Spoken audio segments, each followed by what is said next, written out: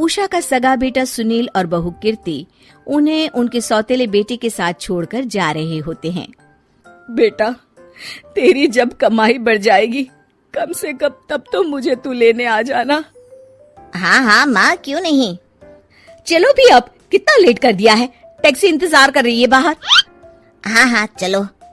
सुनील और कीर्ति चले जाते हैं और उषा उन्हें जाता हुआ देख उदास हो जाती है। तभी वहाँ निशा आ जाती है। अपनी सास को उदास देख निशा उनके पास जाती है। क्या हुआ मम्मी जी, आप तो बहुत सगा बेटा करती थी। आपके सगे बेटे ने तो आपको छोड़ दिया और चले गए अपनी अलग गृहस्थी बसाने। देख बहू, मेरे बेटे को कुछ भी कहने की जरूरत नहीं है। मुझे यकीन है कि जब उसकी तनख्वाह बढ़ जाएगी तो वो मुझे लेने जरूर आ जाएगा। हाँ, ये भी देख लेंगे कि वो लोग आपको वापस लेने आते हैं या नहीं। तब तक तो आप भी यहीं हो और मैं भी। उषा अपने बेटे के ना होने से बहुत ही उदास रहने लगती है।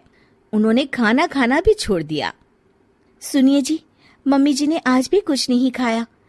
जब भी खाने के बारे में पूछती हूँ तो कह देती हैं भूख नहीं है और अपने कमरे में ही बैठी रहती हैं।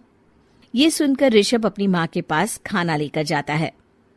माँ, सुनील बेटा आ गया तू? ओह, तू है। माँ, मैं खाना लाया हूँ, खा लीजिए प्लीज। आप ऐसे भूखी रहेंगी तो बीमार पड़ जाएंगी। मुझे भूख नहीं है, ले जा तू खाना। ठीक है, फिर जब तक आप नहीं खाएंगी मैं भी नहीं जाने वाला यहाँ से।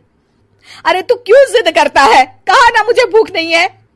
अरे मम्मी जी, आप खा भी लीजिए ना, ये कितने प्यार से आपको खिला रहे हैं, उसकी तो कदर कर लीजिए कम से कम। अरे तू क्यों बीच में हमेशा अपनी टांग अड़ाती है? ठीक है, लाओ दे दो। कम से कम खाने के बाद तुम दोनों तो इस कमरे से जाओगे। उषा खाना खा लेती है और ऋषभ और निशा ये देखकर खुश हो जाते हैं। चलो, कम से कम माँ ने खाना तो खा लिया। उषा एक दिन सुनील को फोन मिलाती है। हेलो बेटा सुनील, तू घर मिलने आ जाना बहू को लेकर। कितने दिन हो गए, बहुत मन कर रहा है मेरा। हाँ हाँ ठीक है माँ, ऑफिस में बहुत काम है, टाइम मिला तो आ जाऊंगा। सुनील फोन काट देता है। हेलो सुनील बेटा। सुनील की बात सुनकर उषा उदास हो जाती है। तभी वहां ऋषभ आ जाता है। माँ, ये देखो, मैं जलेबी लाया हूं तुम्हारे लिए, तुम्हें बहुत पसंद है ना? उषा जलेबी देखकर बहुत खुश हो जाती है। अरे वाह, जलेबी ला दे। उषा जलेबियां खा रही होती है और ऋषभ अपने कमरे में चला जाता है। देखा मम्मी जी, आपका ये कितना ख्याल रखते हैं, और प्यार सगे और सौतेले से नहीं आका जा सकता। आपको उदास देखकर ये आपके लिए तुरंत जलेबी ले आए, यही तो प्यार होता है।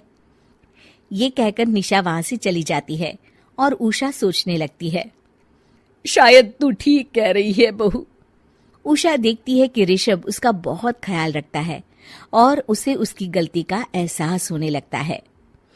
एक दिन सुनील और कीर्ति घर पर आते हैं। उषा उन्हें देखकर खुश हो जाती है। और माँ, कैसी हो? अरे बहुत अच्छी हूँ। ऋषभ और बहू मेरा बहुत ख्याल रखते हैं।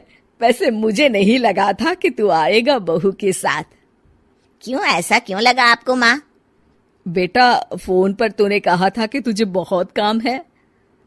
हाँ माँ, पर मुझे ये भी तो पता था ना कि मेरी माँ इंतजार कर रही होगी मेरा। ना बेटा ना, मैं तो इंतजार नहीं कर रही थी, मैंने तो उम्मीद ही छोड़ दी थी। सुनील को ये देखकर अजीब लग रहा होता है कि उसकी माँ ऋषभ से अब बहुत अच्छे से बात कर रही होती है और उसके आने की उनको कोई खास खुशी भी नहीं होती है। अपनी माँ का ध्यान न पाकर उसे थोड़ी सी जलन महसूस होती है। माँ, ये देखो मैं क्या लाया हूँ, साड़ी तुम्हारे लिए। हाँ बेटा, अच्छी है साड़ी तो। अच्छी है तो फिर आप आज इसे पहनो और फिर कहीं घूमने चले जाते हैं।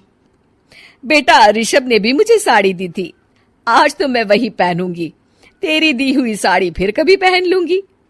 सुनील को अब बहुत ही ज्यादा जलन हो रही होती है।